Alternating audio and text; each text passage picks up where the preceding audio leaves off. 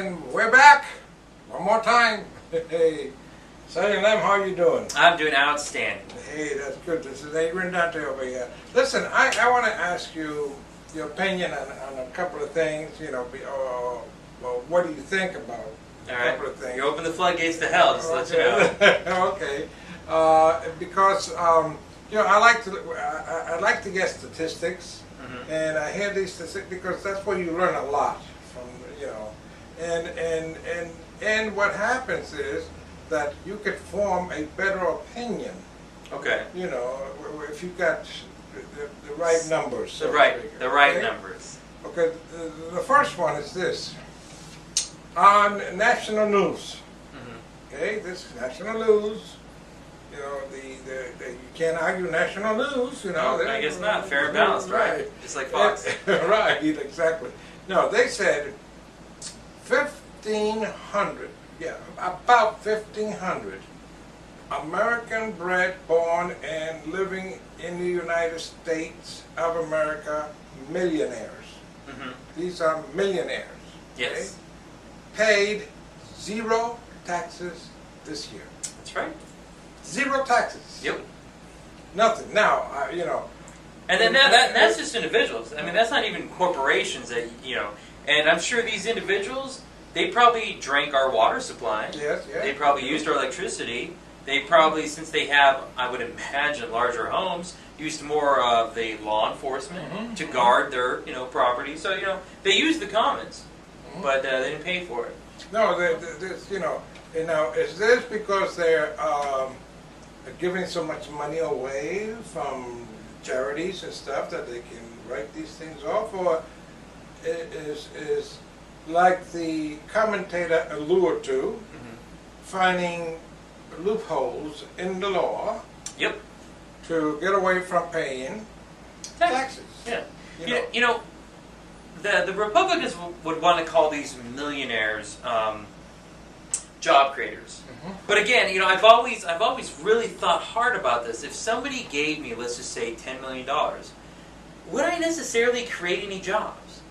I mean, let me think about it. If somebody just handed me $10 million, I'm thinking, okay, the beach with the Brazilian swimsuit team at my beck and call. That's my idea of how to spend $10 million. And really, I haven't created any jobs. Okay, I just want to throw that out there. Or, let's see, if I want to hold on to this cash and invest it wisely, I'll just throw it into some offshore bank account, let it build some interest, or I'll tie it into Wall Street, which again is a financial system but it's not actually creating anything. Okay, it's just magical money being moved around. So, but again, I'm considered, since now I'm a millionaire, a job creator, which doesn't much make sense. Where now, if I were to just give that $10 million and spread it to, I don't know, poor people, they're like, oh, cool, I needed a new car, so holy crap, oh, thanks, Jordan, I'm going to go buy me a new car. Okay, that car, that money went to now the GM factory, which now, oh crap, we have to make more cars, so we need to hire more people. Right, exactly. Again, when money is in the hands of the commons, because we spend it,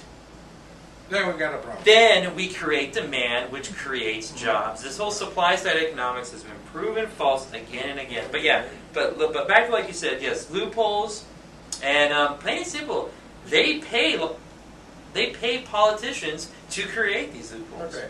The other one, you know, that there was this American-grown millionaire, did not pay his taxes. And the IRS now, you know, the government, our government, you know, that IRS came and they said, sir, it was almost like they were very apologetic about asking him to pay his taxes. Now, he says, well, as it came out was, well, as soon as I can, I will. Yeah, of course. And they said, well, you know, you don't forget, you have to pay those taxes. Now, I know for a dead fact, because I lived through it, okay? I've been at the IRS office when they told me that I had to pay certain taxes, you know, which I did pay them according to the rules and regulations, but I was made to feel like second.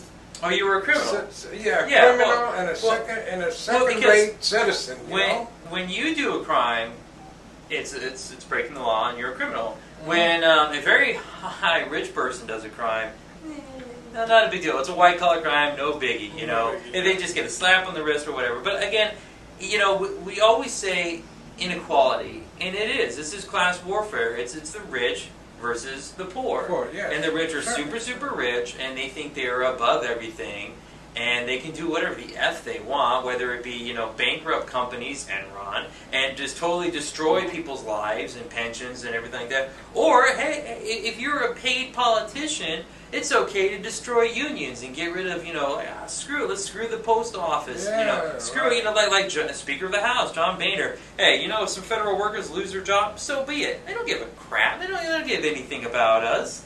Yeah. You're just a working guy. You're just you are just a job creator, you know. I mean, a small business, you know. We love small business. We're all about helping small businesses, but they will sign any law into place that will shut you down and allow you to get bought out by a larger corporation. They took. I said, hey, listen, can you hold on for a couple of days while I get this? You know, I'll get the money. You know, because I was. In fact, I didn't even get a notice that I owed that money, and they said, well, we got here 8, 9.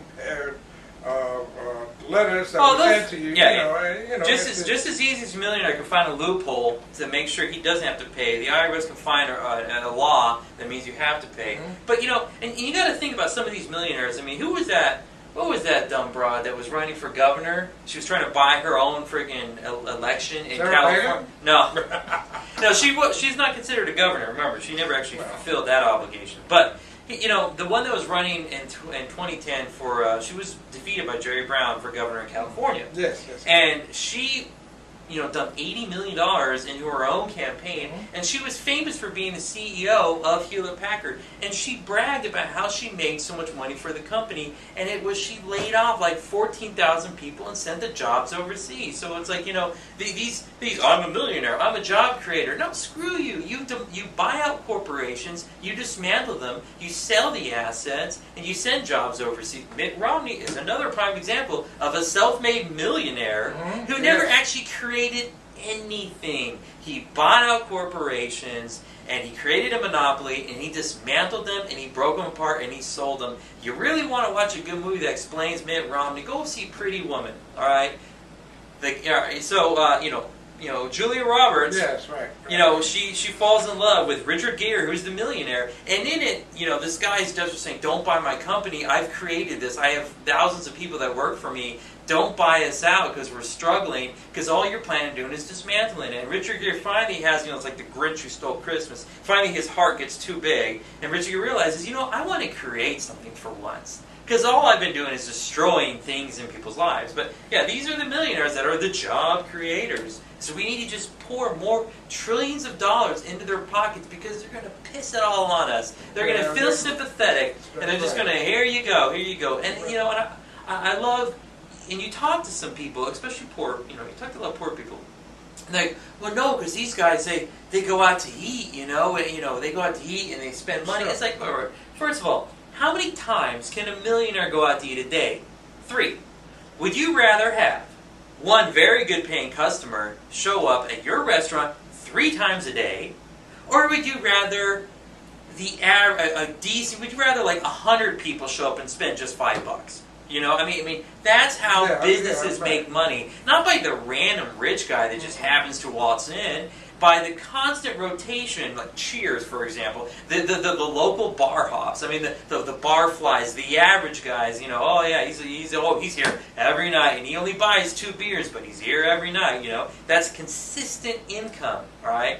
I would rather, and I'm sure you, as a businessman, would rather just have a consistent supply of small customers, as opposed to the once in a blue moon somebody decides to show up and piss away $1,000. Yeah, you know, as a businessman, you know, I'd rather sell 10 apples at 15 cents a piece than 3 apples at 50 cents, because that's all I can get for 3. So that's, you know, it's business. Yeah. Business is business. You know, speaking of business, I want to ask you another. I got another one for you. why? What is happening there with the quick? Because I know that you know, you turn this guy on, he'll go forever. You know. Yep. But here's the thing: the Tea Party, the new Tea Party that was just put together a couple of years ago. You know. Yes. Okay. By all Karl of a Rove sudden, and Dick Armey. all of a sudden, they're getting bashed by the Republicans, who are saying they're bad boys. They caused this problem here in this country. And you know what? And they applaud it. I said this in the last broadcast. When the Tea Party came out and announced the S&P downgrade of America, they were applauding. They were going, woo, yeah, F this country. I mean, like, they are in such a race to the bottom.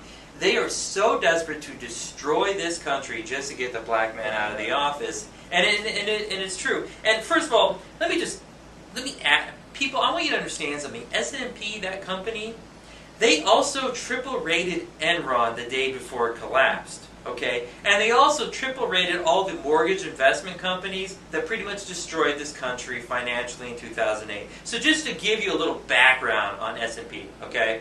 But yeah, the Tea Party, they are so hell-bent on destroying this country. And even all those Tea Party crazies that were voting, they were saying, I will not increase the debt ceiling. I will not. They were willing, and Obama said this, you know, they were willing, they were playing hostage. And how do you play chicken with someone who's suicidal? You know, you can't compromise as somebody saying, no, I'm okay with letting us all burn in hell. You know, I mean, I'm okay with defaulting and causing global economic problems. I don't give a rat's ass. You know why? Because I'm just bat crazy, all right? I don't care if this country is destroyed, and it's just like Mitch McConnell said, and they're doing it. The Republican Party's #1 goal is to destroy Obama's presidency. We will block, and I quote, every legislation that will help people and give him victory talking points. I think that, you know, what's happened to Obama, because I said it right here, that he has the opportunity to become one of the greatest president men in this world, this century. But you know what?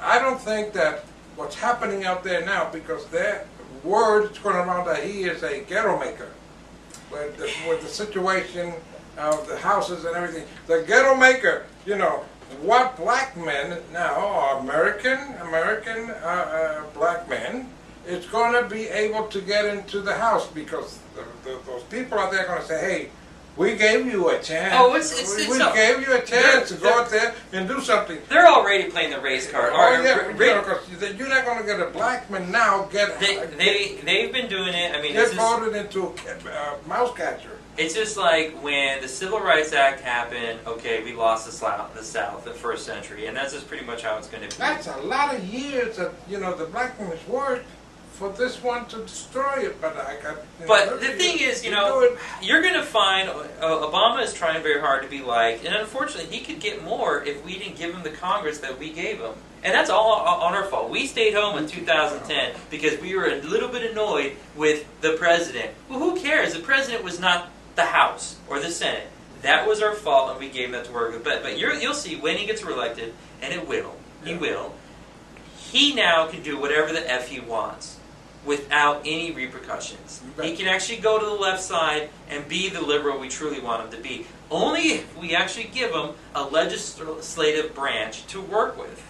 He can't just pull bills out of his ass and make sure they get in effect. Well, you know, the American people got to get off that stuff and say, hey, I'm tired of this. We got to get out and vote. That's what it all comes down to. Until the next time, Adrian Dante, Sergeant Lamb. We'll be seeing you. And by the way, we got a little thing over here. Next week we'll have something good to talk about.